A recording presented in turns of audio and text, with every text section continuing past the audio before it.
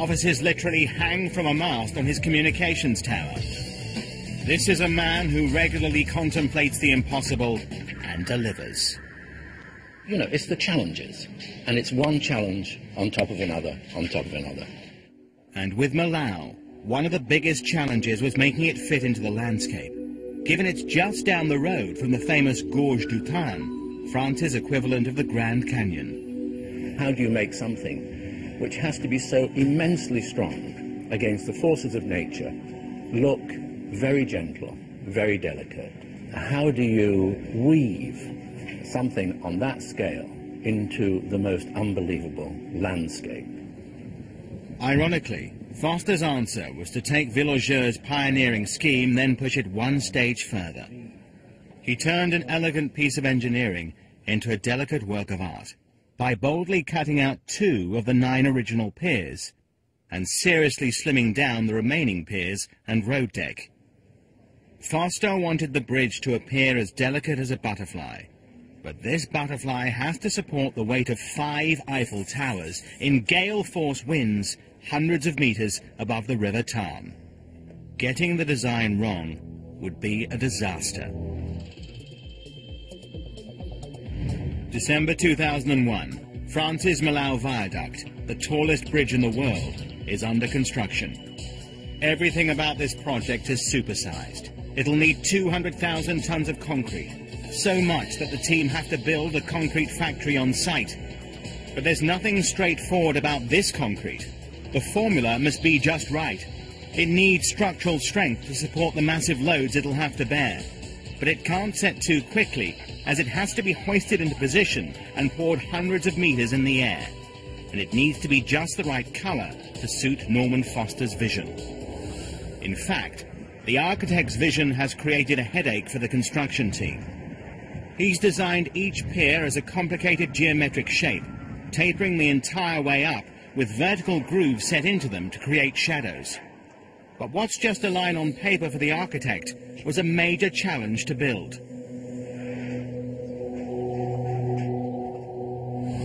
The enormous piers are built step by step by pouring concrete into a temporary mold.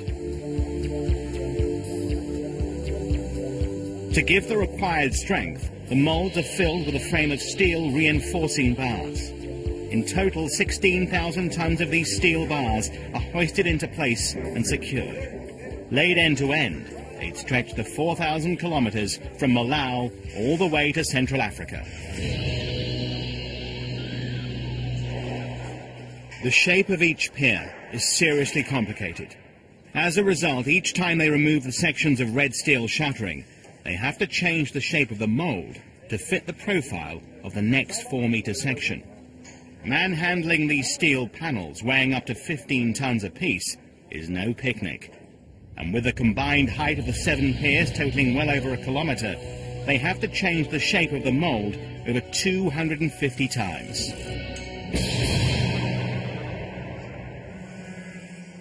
Every 3 days, each team on each pier went through this whole cycle. Then they repeated the process. But it was a race against time, with a permanent threat of delay. Keeping the entire build on time and to budget was the daunting responsibility of one man, Jean-Pierre Martin. If instead of 3 days we took 4, imagine that multiplied by the number of castings. We'd end up with a 3 or 6 month delay. With a penalty of nearly $1 million a month, this isn't something Martin wanted to contemplate. And this schedule wasn't his only headache. You have to be pinpoint accurate when you're building the tallest bridge piers in the world. Get it wrong, and the bridge simply won't fit together. Just 10 centimeters out, about a hand's width, on each 4-meter section, and the tallest pier could be 6 meters off at the top, the width of a jumbo jet fuselage. Each team was aiming for a specific point in the sky. For Pier 2, this was exactly 245 meters above the ground, 546 meters from the north side, and 1,914 meters from the southern end. There was no room for error. The only chance they had to get it right was with GPS, accurate to within 4 millimeters. Using signals from multiple satellites, the team could pinpoint their position and make sure they're on target for that critical point in the sky they needed to hit. Month after month, the piers climbed higher. Finally, by November 2003, they reached their full height. At 245 meters, Pier 2 becomes the highest bridge pier in the world. But is this record-breaking pillar where it's supposed to be? Amazingly, it's dead on target, to within 2 centimeters.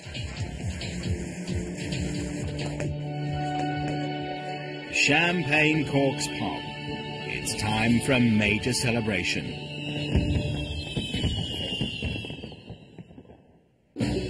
Against all the odds, they were 1 month ahead of schedule, but the team couldn't afford to relax. The next stage of the project would be the most difficult part of the build.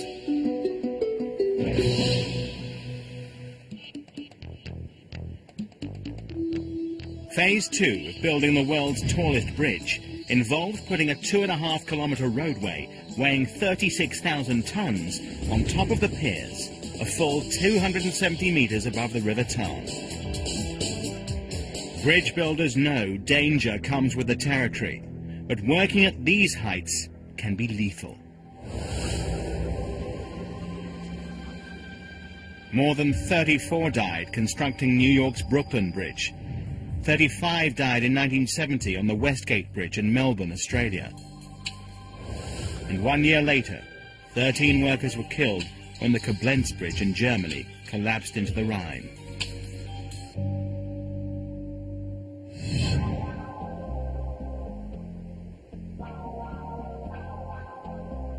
With these fatalities in mind, the team decided to fabricate the entire road deck on the safety of solid ground.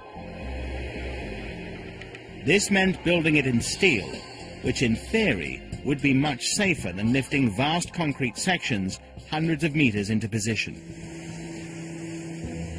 There's only one problem with this plan. No one had ever put a road deck on piers anything like this height before, let alone over a 2.5 kilometer span. In the end, only one steel manufacturer had the courage to take on this colossal challenge.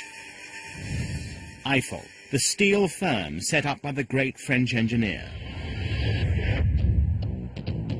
P.I.L.L built what was once the tallest bridge in the world, the Millau Viaduct in southern France, before getting round to the framing for New York's Statue of Liberty and, of course, his signature tower in Paris. But despite the company's experience, P.I.L.L's director, Marc Buonamo, knew he was taking a serious risk. C'était un enjeu pour la société. It was a gamble for the company, because if there had been a mistake, Une erreur, if it hadn't worked, it would have been the whole company.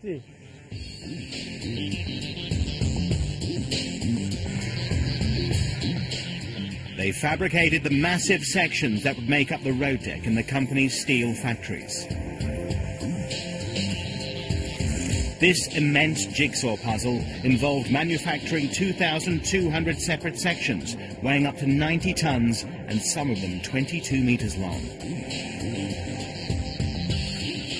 Their accuracy is measured with a laser to within a fraction of a millimeter. The huge square tubes are the central spine that should make the deck rigid. The triangular side panels will be welded on either side to create the width for a 4-lane highway. To meet the punishing schedule, Buonamo automated the manufacturing with a 2-headed welding robot and a plasma cutting machine.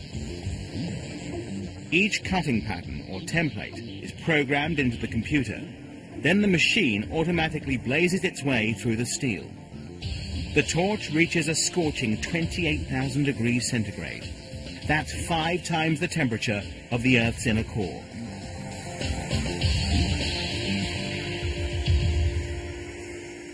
But cutting and welding was the easy part. The hard part was getting these monster sections the hundreds of kilometers from the factories to Millau. The routes had to be planned with precision to avoid major damage. The police coordinated safety and clearances. Even with that level of preparation, some